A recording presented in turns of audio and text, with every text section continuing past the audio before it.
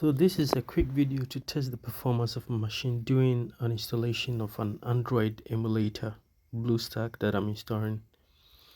On the right side is the task manager app that I'm using to check the performance of the machine. And during the installation, I downloaded a file which was in kilobyte, but now during the installation it takes a lot of time because the files start popping up, and it doesn't lie. This is not offline file. That is why it was in kilobyte after I downloaded it. But when you're installing it, that is when you get all the files online. So the right side, the down there, you can see the graphic. That's the GPU runs at 90 to 100% because it takes a lot of graphic memory. And then on the top side, you can see is the GPU, the CPU, which is the central processing unit.